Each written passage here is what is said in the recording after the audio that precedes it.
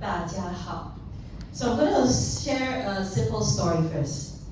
I used to live in the US. A few of you might know that. I used to live in the US for 4 years, in Minnesota to be exact. Very cold place. North of Minnesota is Canada, so very cold. And I moved into a big house. And before that, I was living in Shanghai, small condo. Moved to a big house, very happy. But in Shanghai, I was spoiled. I have IE to do everything. I don't have to do housework, I don't have to cook. But when I go to the US, I have to do everything. So now one day what happened is my toilet broke. It started flowing and flowing. So, and labor costs in US is very expensive. I refused to pay $80 to someone to fix my toilet bowl. So I said, 马桶不可能这么简单的东西也不能自己修. So I fixed it myself. So I go Google. Well, first thing first, when your toilet bowl is broken, the first thing you do is to buy the plunger, right? The black color plunger. So I bought that. I didn't have that in the US. I go Walmart to buy it, and it didn't work. Never mind. After that, I Google. I watch YouTube videos. They say put baking powder, put vinegar, and just to do it myself. So long story short, every time I try something, the water flow, I flush, the water flows out. I have to clean the toilet myself. I have to clean for 3 times. So in the end, after 1 week, after cleaning the toilet for 3 times, I decided to get a professional. I decided to pay the money. So I have to pay, but the guy come in just 5 minutes, right? And I was very happy, I didn't tip him. So why am I sharing this story with you? Well, the reason why I'm sharing this story is because sometimes we just have to leave it to the professionals. $80 might sound a lot of money to fix a toilet bowl, but they got it fixed in 5 minutes. Because they have the equipment, they have the knowledge, they know what to do. So this presentation and also the other speaker's presentation, some parts of it might be a little technical.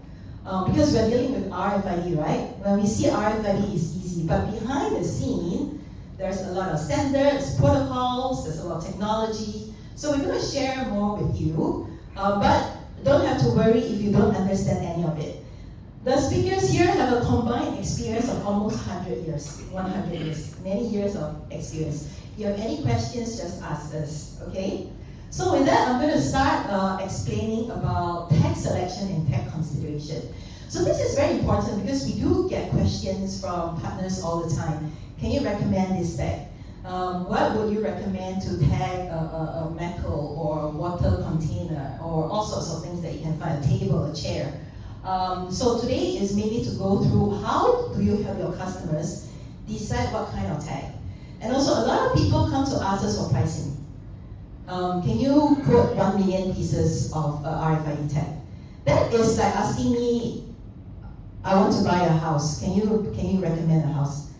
So we need more information because there's a lot behind the scene. So first, let's go through a little bit simple ones on tag types and tag frequency.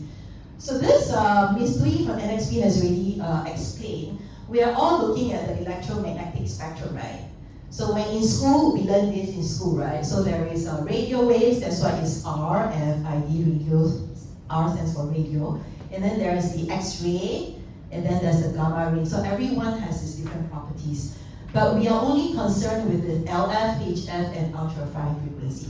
So each category has its own properties. But for ID, identification purposes, we are only using this few. Okay, and also each frequency has its different wavelength. So this wavelength, it affects the antenna design.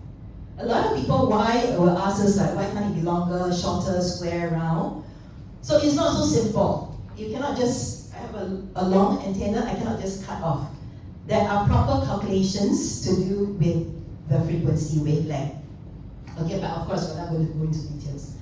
Yeah, so I will not talk into details because Mr. has already mentioned, but I just want to highlight the antenna design. So sometimes people will send me samples, or I will look at samples and they will ask me, how do I tell whether the inlays are LF, HF, or ultra high frequency? So what you do is you look at the antennas. So low frequency and high frequency is always coil. There's a lot of coil. So there's always wire, there's a starting point and an ending point of the coil, and then they put a bridge. Ultra high frequency, the antennas are a lot simpler. So it's always squiggly, sometimes it's round, it's square. but it's not coil shaped. So that's how we tell between a UHF antenna and a HF antenna. Okay, so again, not going to go through in details, but I just want to mention this part about penetration of materials. So it has to do with the wavelength. Okay, the higher the wavelength or the shorter the wavelength, it affects the penetration. That means it can pass through, right? Remember X-ray? X-ray also goes through body, right? So the wavelength of X-ray is actually very short. So it has to do with this. Okay, now I'm going to talk about the types of different inlays. So again, when you ask for pricing or when you want to do a project, you have to be clear about do you want dry inlay, wet inlay, or label? So dry inlay is the most basic, the most fundamental. We start with the PET, and then there's the antenna design, and then we'll put a chip on it. There's no adhesive, and it works. It's still an RFID antenna. That's the most basic, okay? But sometimes with a dry inlay, you cannot attach it to a product. So what we do is we put adhesive. So from dry inlay, we put a layer of adhesive, and then with the adhesive, of course, you need the release liner, right? So then it becomes a sticker. So at least you can stick on document, you can stick on carton boxes. So that's the next basic one. After wet inlay, and then there is the label. Because sometimes the dry inlay is transparent, you cannot print anything. So you need a label to be able to print on top. So there are still people who buy dry and wet inlays, especially converters. It depends on what machines they have. Some converters can deal with dry inlays, some converters can only deal with wet inlays. Okay, but when you do a project, usually it's labels. Okay, so just very fundamental stuff. Okay, now I will jump in to talk a little about our eco tags. So Beontag, we acquired one company where Jason was from, a Finnish company that specializes in this technology. And this technology enables us to manufacture a very sustainable product. So this is paper-based tag, is fully recyclable antenna. It has no harmful substances in production assembly, and it emits less than carbon dioxide. And so why is this important? Because increasingly, especially if your customers are large customers in Europe and US, they will require ESG. ESG stands for environmental, social, governance. So it's to measure how a company deals with the environment and the ethic problems. So in ESG, you can go Google about it. It's this whole list of parameters that they have to support. And for RFID, in particular, it talks about GHG emissions, greenhouse gas emissions, and waste product. Now, why is it important? So just now I mentioned the structure, right? Dry inlay, wet inlay, label. For us, it's a very simple structure. This is the traditional PET structure. This is our eco tag. The eco tag, you just look at the one in green, is just antenna on the face material. That is our dry inlay. Because it's already paper, you can directly print on it. You do not need another layer of label, right? And then after that, the adhesive and liner. So we save a couple of steps. So this is not only environmentally friendly, from a cost structure perspective, it's a lower cost. So in large scale, we are able to scale up in a cost-effective manner because it's a simpler process. And light materials. Okay, so now let me go through just a very simple about UHF. I'm just going to focus on UHF. Just now NXP explained as NFC, HF, LF, but I'll just focus more on UHF for this slide. So a lot of people know there are problems with UHF. When I say problems, means there are limitations. It has nothing to do with the brand. It has nothing to do with any one of the vendors here. This is physics. We cannot change anything.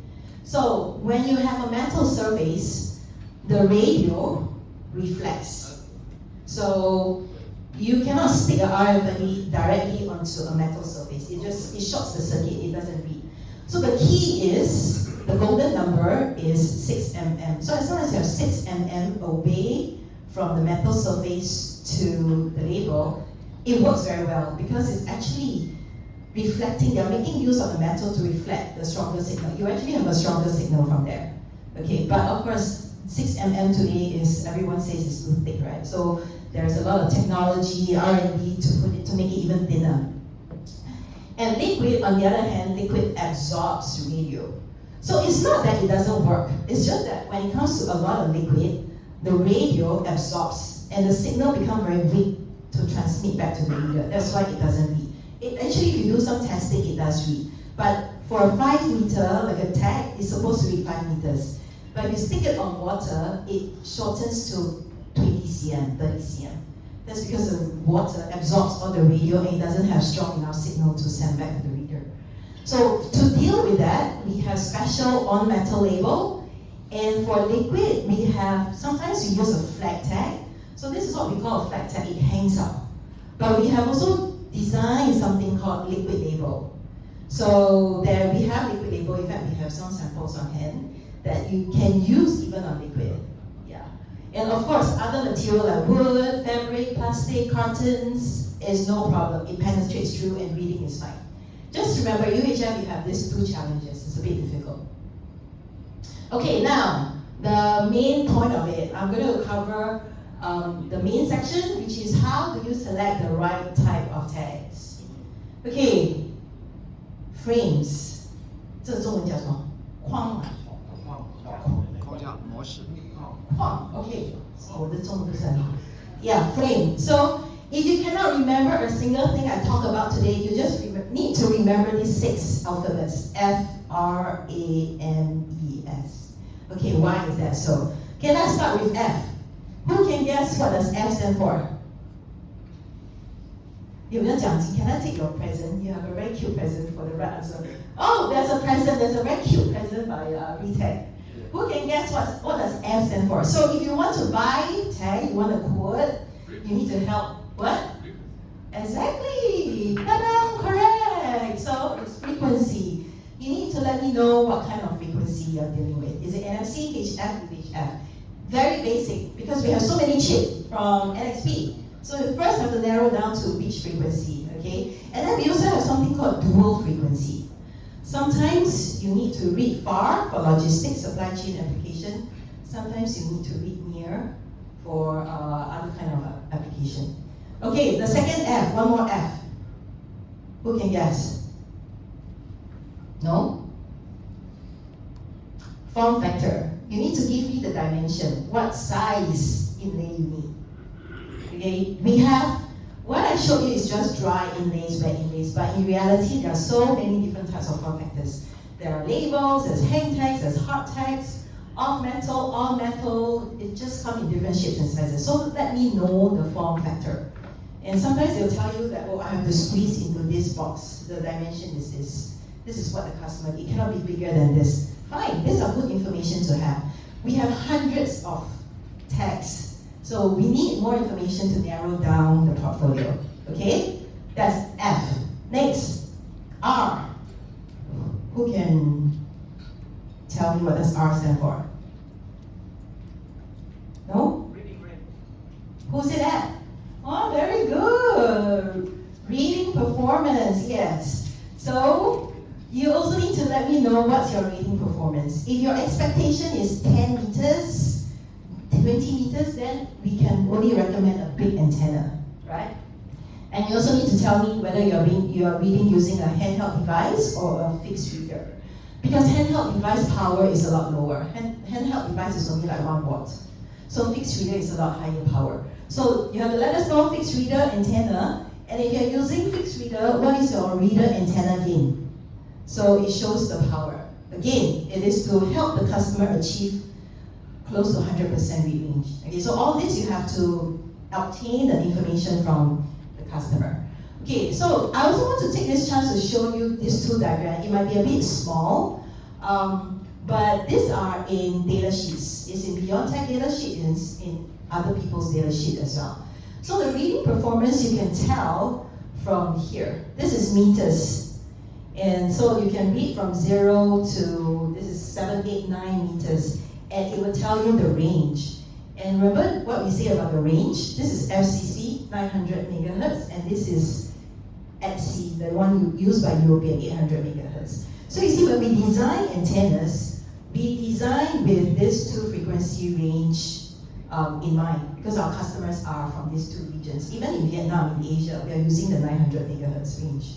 And what I want to show you is this as well. So you see this rounding, this orientation sensitivity, because when an antenna emits a frequency, it's like that. Antenna is flat, so the radio comes out this way. So from a tech perspective, your reading range is only this way, right? So you also have to sort of know how's the coverage and how's the actual scenario. When you go to a site survey, like a warehouse, a customer office, or hospital, so these are some of the things that you have to keep a lookout for. Okay, A. What does A stand for? Automatic. Automatic? No. Application. Okay, application, but that's in my second slide. One more A. Antenna. No, not antenna. Good call. 3, 2, 1. Attachment. So you need to let us know the attachment. There are different types, especially when we also have industrial tags. Well, of course, the simple one is adhesive, right? But adhesive also, there's a lot.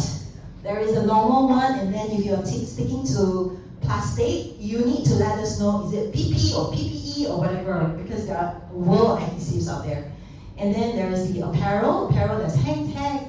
This one goes on the jeans, and that's the sewn, the woven label.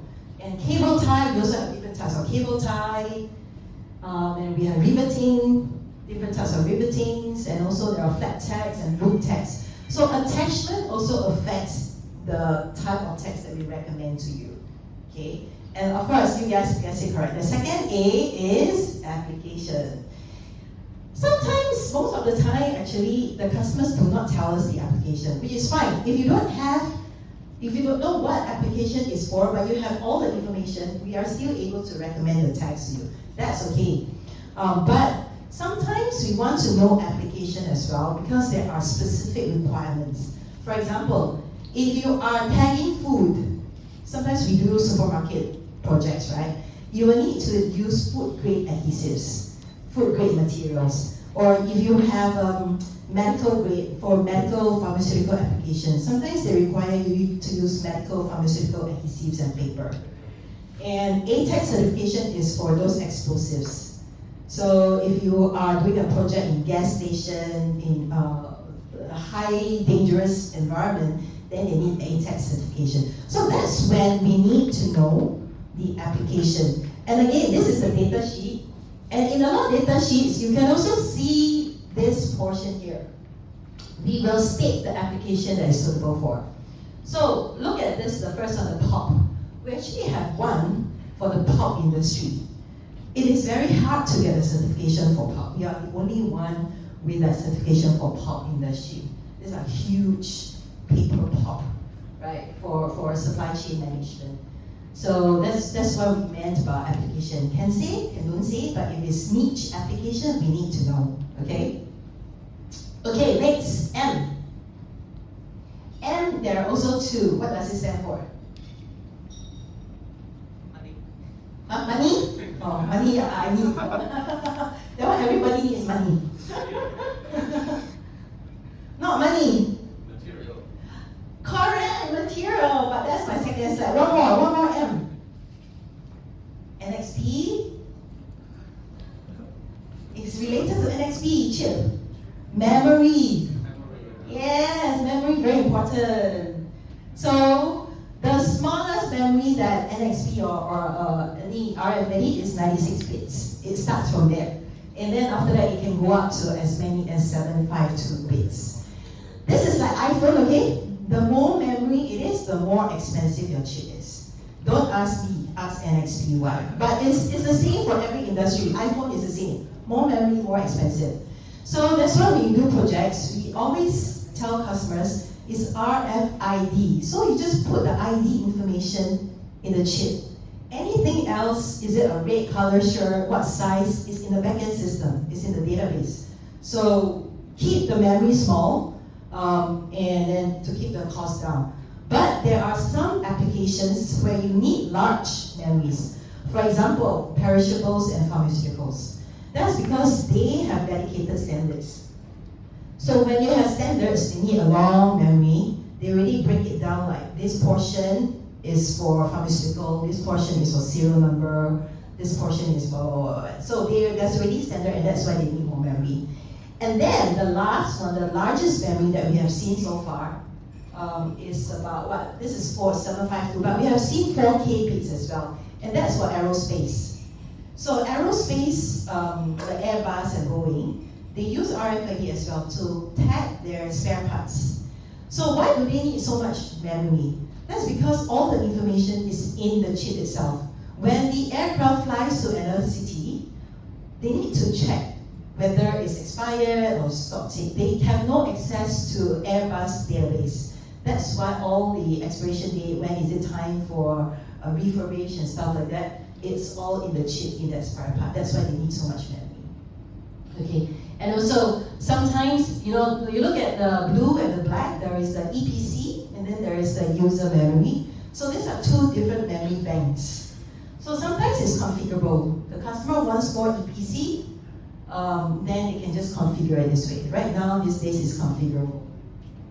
Okay, depending on what you need. And also depends on the application, because there are some standards, it's very specific. You need to show 256 bits of EPC, and then the rest you can do whatever you want with it. Okay, next M is what? Materials, right? Somebody say materials. Yes. Materials, also very important, because, and I'll tell you why it's very important. Because it detunes differently. Okay, so you have, this is again from our data sheet, very standard. A lot of, all our products have this data sheet. This is one of our products, EcoRack, on free air. So if you look at the free air, the performance is very good. But when you stick onto cardboard, this is brown, the performance drops. So it drops to like 12 meters. 12 meters is still very good, by the way. And then you stick on plastic, it is about 14 meters. So when we design antennas, we have the materials in mind. Okay? So it's important because you stick something to it, the radio frequency touches it, it detunes it. So when it sends the signal back, it is a different signal, depending on the material. So in projects, you just have to be mindful of the materials that you use. So when you do projects, you have to test it on your actual product. Don't just test it like free air. It's not going to work. In a real scenario, it's going to be different. And no point testing. Okay, next one. E. E for Eve.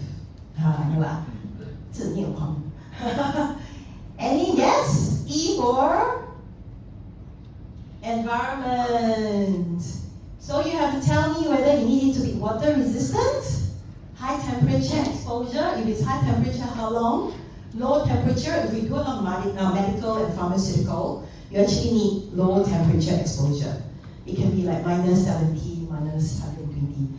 And then also pressure. So we have a tire tag. So the tire tag has to withstand the pressure. The tire tags that we have is a vulcanized one. It goes into the tires. So you have projects like this where environment is a factor, you have to let us know. So we will recommend the right tag or the right encapsulation or the right coating. Sometimes it's, you know, if it's just waterproof, you can just have a special coating. Okay? Okay, last one, S. No more? Size. Size, no, that's form factor. That's already mentioned. Okay, this one will be tricky. This is called specialty. So what I mean is specialty is, do you need, out of the ordinary, you need dual frequency, you need anti-tampering for anti-counterfeiting, or do you need encryption, and then we will need NXP for an encryption chip. Do you want sensors? Because right now there's RFID together with sensors. Can be with moisture sensor, with temperature sensor, with many types of different sensors. So this picture I show you is an example of a moisture sensor.